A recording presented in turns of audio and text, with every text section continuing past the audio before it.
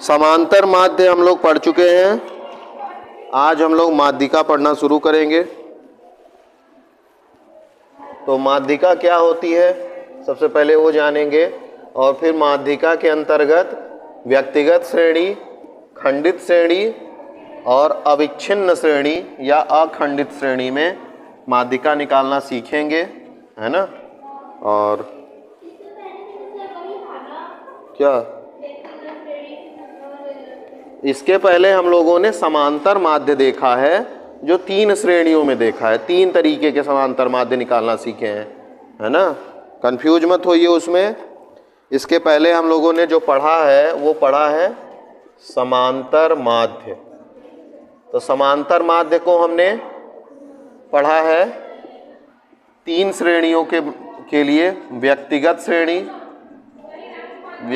श्रेणी, दूसरा खंडित श्रेणी और तीसरा क्या पढ़ा है, अखंडित श्रेणी या अविच्छिन्न श्रेणी। ठीक है। और इन तीनों को 2-2 विधियों से पढ़े हैं। इसको पढ़े हैं प्रत्यक्ष से और लघु से, इसको भी पढ़े हैं प्रत्यक्ष से, लघु से, और इसको भी पढ़े हैं प्रत्यक्ष और लघु से। ठीक है, कोई कंफ्यूजन नहीं है ना। समांतर माध्य को ही 3 श्रेणियों में अलग अलग पढ़े हैं और तीनों को 2-2 विधियों से पढ़े हैं। ठीक है, तो इसमें कंफ्यूजन नहीं होना चाहिए। अब हम लोग पढ़ेंगे माध्यिका। तो माध्यिका पढ़ेंगे, वह भी तीनों श्रेणियों के लिए पढ़ेंगे और उसमें विधियां एक ही रहेगी, एक ही तरीके का, 2 नहीं रहेंगी। तो अगला जो हम लोग पढ़ने जा रहे हैं वो क्या है,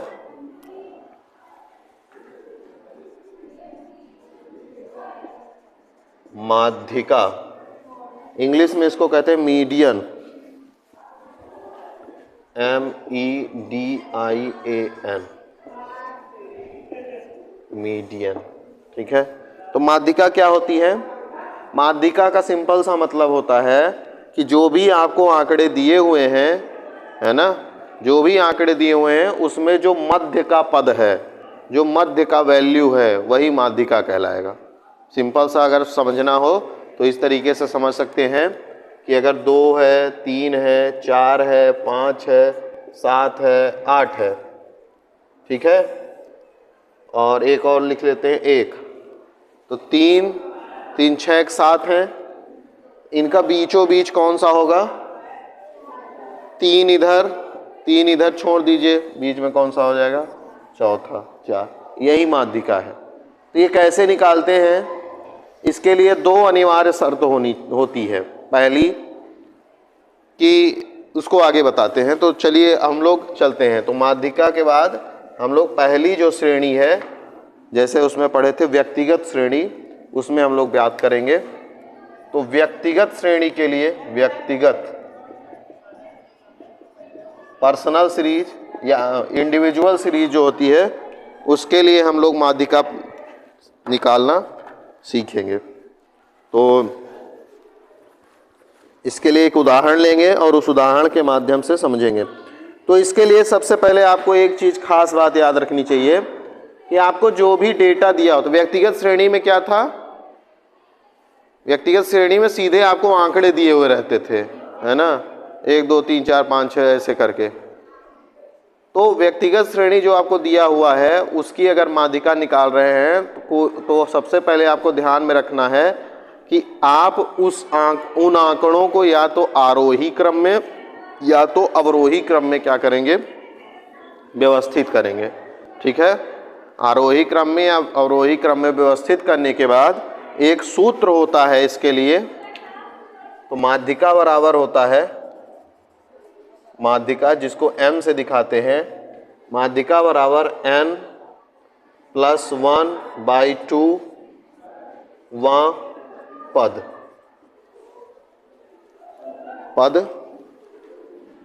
का मूल्य। ठीक है। माध्यिका बराबर सूत्र जो है n+1/2 पद का मूल्य, जहां n क्या है, कुल पदों की संख्या या कुल आंकड़ों की संख्या। ठीक है। तो ये सूत्र लिख लीजिए, माध्यिका बराबर n+1/2 पद का मूल्य n बराबर कुल पदों की संख्या। ठीक है,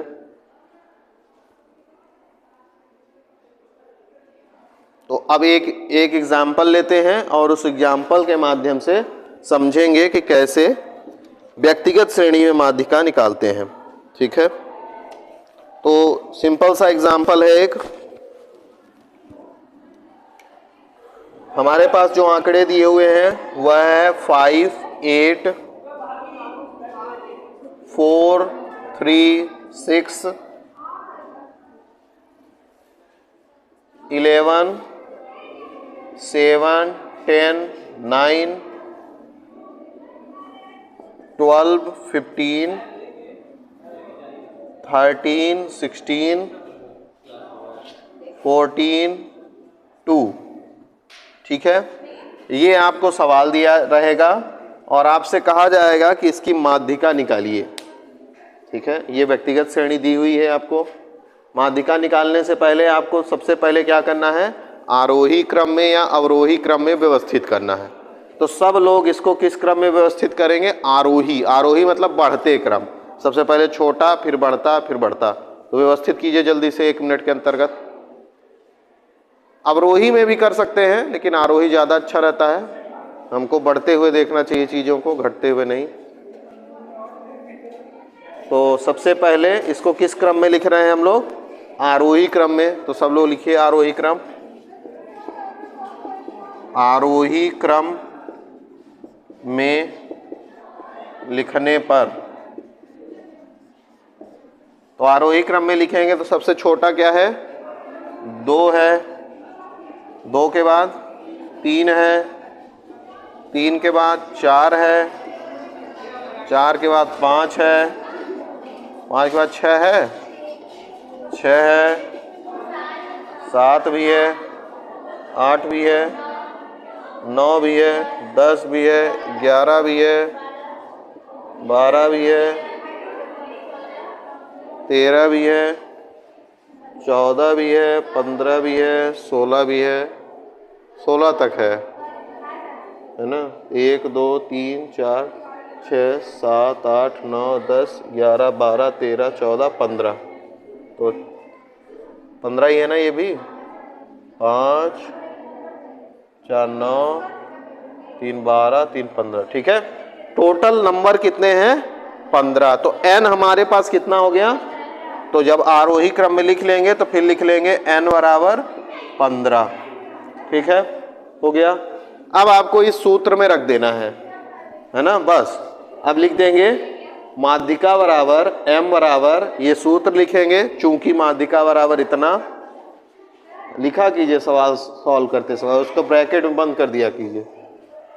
ठीक है, अब इसमें मान रख दीजिए n मतलब टोटल पद कितने हैं, तो n कितना है 15 प्लस 1 करेंगे और बटे 2, ये पद, इतने वाला पद का मूल्य, इतने वाले पद का मूल्य। तो अब इसका निकालेंगे हम लोग, तो ये कितना हो जाएगा, m बराबर 16 बटे 2वां पद, ये कितना हो जाएगा, 8वां पद का मूल्य। तो 8वां पद मूल्य हो गया। अब 8वां पद कौन सा है आपको गिनना है, तो पहला, दूसरा, तीसरा, चौथा, 5वां, 6वां, 7वां, 8वां। तो आपकी माध्यिका कितना आ गया, 9 आ गया। तो m बराबर आपके पास कितना वैल्यू आ गया, 9 आ गया। ठीक है, m मतलब माध्यिका। बात समझ में आई, कोई समस्या है? ठीक है, तो ये तो हमने ऐसा उदाहरण लिया था जिसमें हमारे पास जो n वैल्यू है वो कैसी है, विषम है। विषम, विषम सम समझते हैं ना, विषम मतलब 1 3 5 7 9। विषम संख्याएं क्या होती हैं, विषम संख्याएं वो होती हैं जो 1 से और 1 से कटती हैं, 3 से कटती हैं, है ना। 1 3 5 7 9, इनमें 2 जोड़ते जाइए, सब विषम ही बनेगा। और सम संख्याएं क्या होती हैं, जो 2 से कट जाएं, 2 4 एंड सो ऑन, है ना।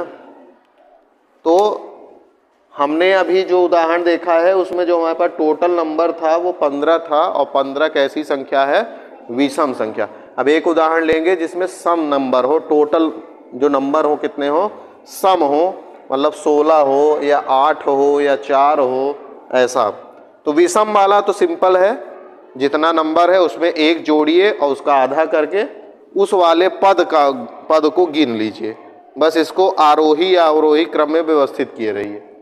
मान लीजिए अगर आप इसको कैसे व्यवस्थित किए होते, अवरोही, तो बड़े से छोटे की ओर लिखे होते, तो इधर से अगर देखेंगे तो ये अवरोही क्रम में है, उधर से अगर देखेंगे तो उधर से भी अगर आप निकालते तो 8वां ही पद आता, क्योंकि n तो सेम ही रहेगा।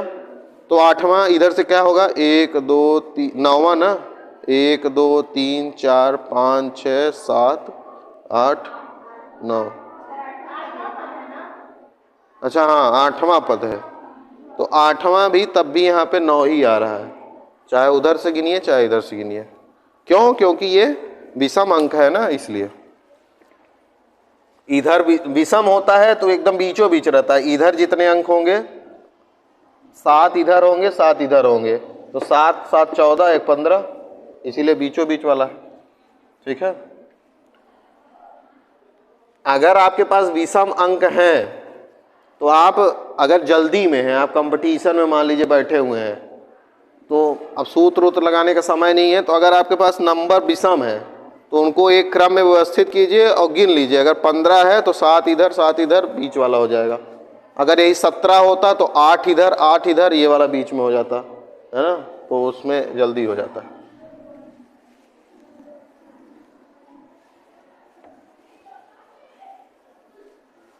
अब एक उदाहरण ऐसा लेंगे जिसमें हमारे पास क्या हो, सम अंक हो जाए, टोटल नंबर।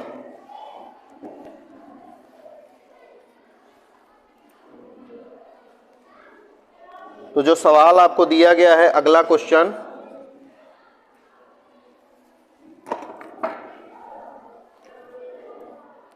अगला क्वेश्चन जो हमारे पास है उसमें अंक दिए हुए हैं आपको 4 6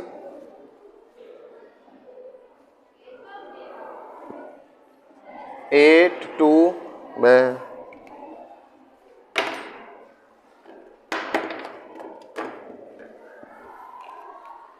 4 6 8 2 5 3 1 12 18 20 19 21, ये आपको आंकड़े दिए हुए हैं। इनको आप टोटल काउंट कीजिए, 1 2 3 4 5 6 7 8 9 10 11 12। तो n बराबर कितना है, 12, जो कि क्या है, सम। 12 कैसी अंक है, सम संख्या है 12। तो अब आपको क्या करना है, प्रोसेस वही है, सबसे पहले इसको आरोही या अवरोही में व्यवस्थित कीजिए। तो आरोही क्रम में लिखते हैं, इसको लिखिए सब लोग आरोही क्रम में।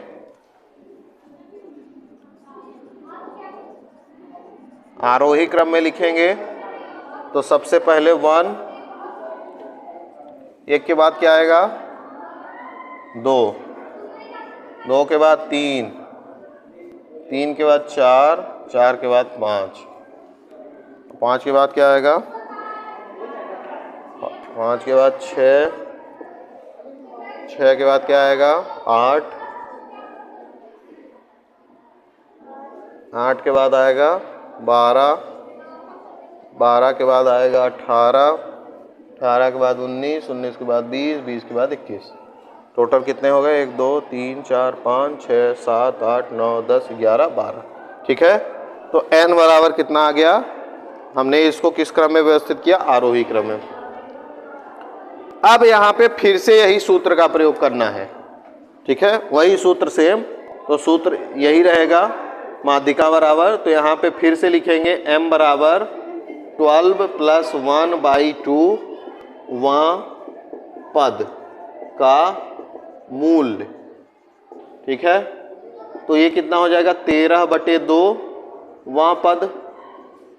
अब इसको निकालेंगे तो कितना आएगा, 6.5 वा पद, ऐसे ही ना आएगा। 13 में 2 का भाग देंगे तो 6.5 आएगा। अब यहाँ पे समस्या एक खड़ी हो गई कि 6.5वां पद तो कोई है ही नहीं, कि है या तो 6 होगा या तो 7 होगा। तो मतलब यहाँ पे 6वां और 7वां पद के बीच में जो वैल्यू है वही माध्यिका है। मतलब 6.5 आने का मतलब क्या है कि 6 से ज्यादा और 7 से कम, मतलब 6 और 7 जो पद होगा इस आंकड़े में, 6वां और 7वां पद, उसी के बीच वाला पद कोई माध्यिका है। तो कैसे निकालेंगे? तो उसको निकालेंगे ऐसे कि हम लोग 6वां और 7वां पद को जोड़ करके उसमें 2 का भाग दे देंगे तो हमको माध्यिका मिल जाएगी। तो पहले तो गिनेंगे 6वां पद कौन सा है, 1 2 3 4 5 6, 6वां और 7वां। तो ये जो 2 पद हैं इनको जोड़ेंगे और इनमें 2 का भाग दे देंगे। तो इसी से लिखेंगे, ठीक है, माध्यिका बराबर, अब इसमें लिखेंगे माध्यिका बराबर इसी से, और पूरा लिखेंगे कि 6वें, थोड़ा सही से लिख देता हूं मैं, इसको मिटा दूं ना ये वाला। तो इस घटना के बाद हम लोग लिखेंगे आगे माध्यिका बराबर 6वें पद का मूल्य, यहां मूल्य लिख रहे हैं, पद नहीं लिख रहे हैं। 6वें पद का मूल्य क्या है? तो 6वें पद का मूल्य जो भी हो, अब यहां तो 6वें है, 6वें पद का मूल्य प्लस 7वें पद का मूल्य बटे 2। ठीक है, क्यों किया है ऐसा? क्योंकि 6.5 आया था और 6.5 मतलब 6 और 7 के बीच में होगा, इसीलिए 6वां पद का मूल्य और 7वें पद का मूल्य जोड़ करके उसका आधा कर देंगे तो वही उसके बीच के पद का वैल्यू मिल जाएगा, 6.5 वाले पद का वैल्यू मिल जाएगा। तो इसके लिए फिर अब वैल्यू रख देंगे यहाँ पे, 6वें पद का मूल्य 6 है, 7वें पद का मूल्य 8 है, बटे 2 जोड़ देंगे, 14 में 2 का भाग दे देंगे, आ जाएगा हमारे पास 7। इसकी माध्यिका क्या हो गई? 7 हो गई। ठीक है, समझ में आ गई बात? कोई दिक्कत है? कोई दिक्कत नहीं। तो 2 सवाल लिख लीजिए, उनको आप कर लीजिएगा, एक सम वाली और एक विषम वाली।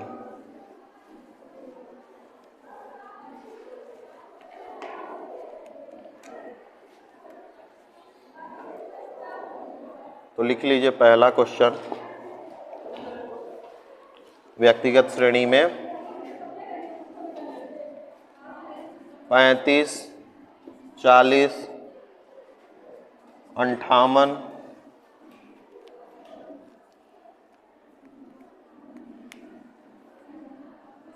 56, 44, 32,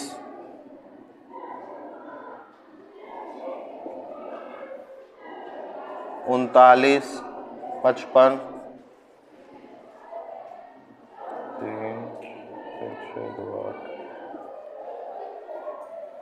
50, 60,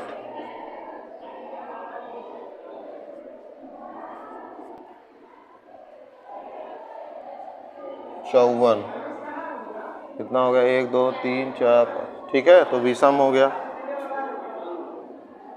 और दूसरा लिखिए, 12, 10, 14, 24, 20, 32, 30,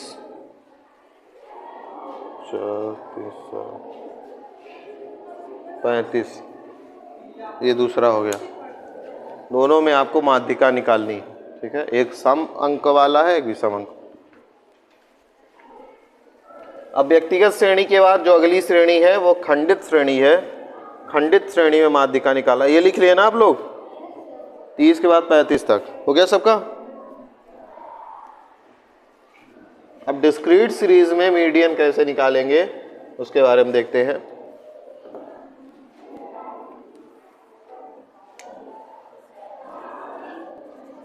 खंडित श्रेणी।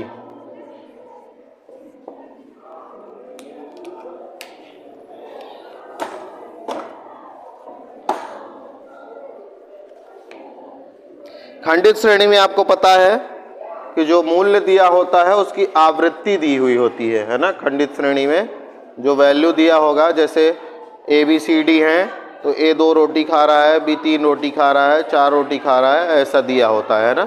वही श्रेणी खंडित श्रेणी है। तो खंडित श्रेणी में कैसे माध्यिका निकालते हैं उसके बारे में हम लोग एक उदाहरण के माध्यम से समझेंगे, है ना। तो सूत्र वही प्रयोग किया जाएगा, है ना, जो अभी प्रयोग किए थे। तो एक सवाल लिख लेते हैं।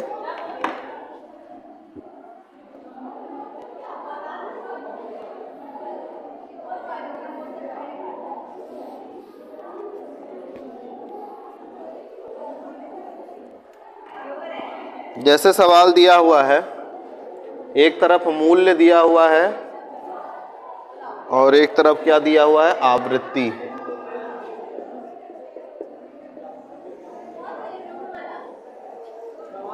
तो मूल्य में जो दिया हुआ है, मूल्य आपको 10 दिया है, 15 दिया है, 20 दिया है, 25 दिया है,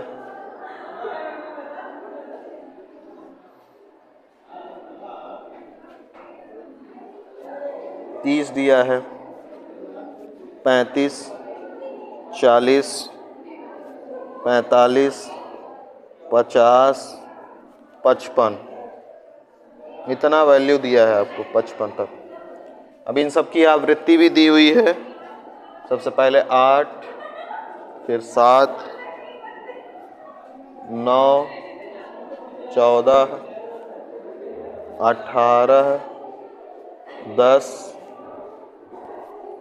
12, 15, 20 और 17, ये आवृत्ति दी है। तो मूल्य दिया है और आवृत्ति दी हुई है। अब आपको निकालना है इसमें क्या, माध्यिका निकालनी है। तो इसमें जो हम लोग माध्यिका निकालेंगे, उस माध्यिका को निकालने के पहले हमको एक निकालनी होगी संचयी आवृत्ति। क्या निकालना होगा, संचयी आवृत्ति। संचयी आवृत्ति, संचयी आवृत्ति क्या होती है।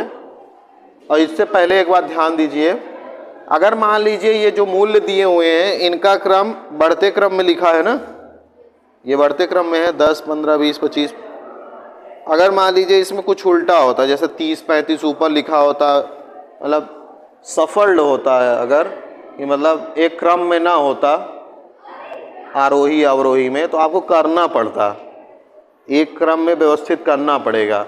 अगर मान लीजिए यही 55 ऊपर होता, 10 नीचे होता, 20 इधर उधर होता कहीं, तो आपको एक क्रम में जैसे अभी व्यवस्थित कर रहे थे इसको, और आवृत्ति उसी के सामने सामने करके आरोही क्रम में व्यवस्थित कर लेना है, ठीक है। अगर नहीं दिया है तो, दिया है तो कोई बात नहीं।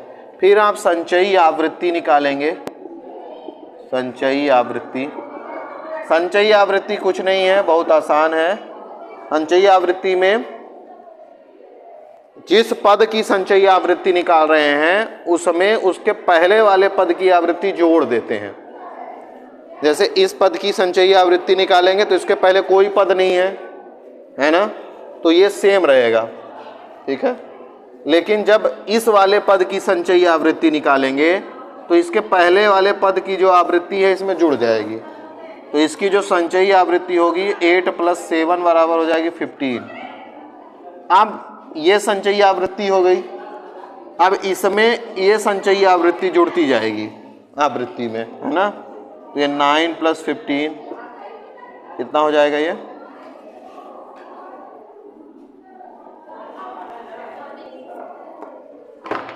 9 + 15 कितना हो गया, 24 हो गया। फिर 24 + 14 38 हो जाएगा। फिर 38 + 18 56 हो जाएगा, है ना। फिर 56 + 10 66, 66 + 12 80, 78, 78 + 15 93, 93 प्लस 20, 103, 113 होगा ना, और 113 प्लस 17 कितना हो जाएगा ये? 130। तो ये संचयी आवृत्ति 8, 15 ये सब निकाल लिया। कैसे निकाले? पहले पद में ऊपर कोई पद नहीं था तो नहीं जोड़े, फिर अगले पद की आवृत्ति और इसकी संचयी आवृत्ति जोड़ दिया, फिर अगले पद में इसके पहले की जो संचयी आवृत्ति थी उसमें इसकी आवृत्ति जोड़ते गए तो संचयी आवृत्ति मिलती है ना। अब क्या करना है? अब आपके पास जो टोटल लास्ट वाला जो संचयी आवृत्ति आई है या ये जो आवृत्ति थी आपकी, इसको हम लोग पहले n जो निकालते थे समांतर माध्य में n क्या था? समेशन f, यही था ना समांतर माध्य में n। इसके पहले जो सवाल किए हैं समांतर माध्य वाले पहले क्लासेस में, तो वहाँ पे n बराबर क्या था? Summation f। तो ये जो f है इसको आप जोड़ेंगे तो आपको क्या मिल जाएगा? n मिल जाएगा। ये n वही होगा जो यहाँ सबसे लास्ट वाला पद होगा, ठीक है ना। यहाँ जो सबको जोड़ के, क्यों? क्योंकि सबसे लास्ट वाले पद की जो संचयी आवृत्ति है उसमें सारी आवृत्ति जुड़ चुकी है, इसीलिए n अगर आप इसको भी जोड़ेंगे तो 130 आएगा, यहाँ भी 130। तो जो n होगा वो कितना है? 130, ठीक है। अब उसी सूत्र का प्रयोग करना है। माध्यिका बराबर n+1/2वां पद, तो m बराबर माध्यिका n+1/2वां पद, तो 130 + 1/2 वां पद, ये करेंगे आप 131/2 वां पद, कितना आ जाएगा ये? 2 छक्का 12 और 1 बचा 11, तो 10.5 65.5वां पद, 65.5वां पद। अब आपको ये देखना है ये जो 65.5वां पद है ना, ये किस वाले संचयी आवृत्ति में आएगा, किस संचयी आवृत्ति में यह शामिल होगा। क्या 8 में 65.5 शामिल हो सकता है? 65.5 को एक अंक की तरह सोचिए, अंक 65.5 एक अंक है। आपको देखना है कि किस संचयी आवृत्ति तक वह जुड़ चुका होगा। जैसे अगर मैं कहूं कि 7 है, या 7 को छोड़िए 10 कोई पद है, ध्यान से सुनिए पहले, 10 कोई पद है, तो क्या 10 8 में जुड़ा? 8 के पहले 10 आता है, 8 के बाद आता है, और 15 के पहले आएगा, तो मतलब इस वाले में 10 सम्मिलित है ना। ऐसे ही आपको देखना है कि 65.5 किस में सम्मिलित होगा, तो 24 में नहीं होगा, 38 में नहीं, 56 में नहीं, 66 में होगा। क्यों? जस्ट 66 के पहले वाला अंक है, तो इसलिए किस में सम्मिलित होगा? ये 66 में सम्मिलित होगा, है ना। तो जब 66 वाला जो पूरा इधर वैल्यू है आपको दिया हुआ, 66 जो संचयी आवृत्ति है, इसकी आवृत्ति है, ये जो मूल्य दिया हुआ है, हमको माध्यिका इनका निकालना है, माध्यिका इसका निकालना है ना, माध्यिका इस वैल्यू का निकालना है। लेकिन प्रयोग हम किसका कर रहे हैं? संचयी आवृत्ति के माध्यम से निकाल रहे हैं। तो जब हमको पता चल गया कि इस वाले में संचयी आवृत्ति में वो जुड़ चुका है, तो इसको इसी का जो मूल्य होगा वही हमारी क्या हो जाएगी? माध्यिका हो जाएगी, ठीक है ना। वही हमारी क्या हो जाएगी? माध्यिका हो जाएगी। तो 65.5वां पद का जो मूल्य है, मतलब 65.5वां पद लिखेंगे आप, 65.5वां पद 66 संचयी आवृत्ति में सम्मिलित है, इसीलिए माध्यिका मूल्य बराबर 66 संचयी आवृत्ति वाला जो मूल्य होगा 35, वही क्या हो जाएगा, माध्य का मूल्य हो जाएगा। ठीक है ना, बात समझ में आई कि नहीं है?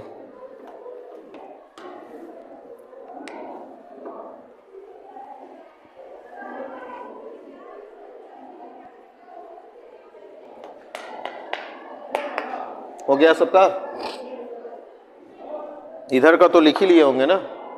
अब इस पे एक एग्जाम्पल दे देता हूं, उसको करके आइएगा।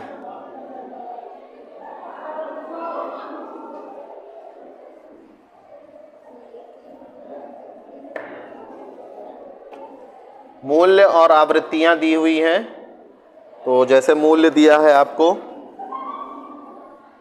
8, 6, 14, 20, 16, 19, 21 और इनकी आवृत्तियां दी हुई हैं। आवृत्तियां दी हैं इनकी 5, 7, 11, 13, 19,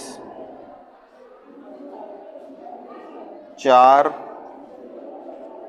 और 10। ठीक है, ये मूल्य दिया है और ये आवृत्ति दी है, और आपको क्या निकालना है, माध्यिका निकालना है। तो ये 3 जो सवाल दिए हुए हैं उसको कर लीजिएगा।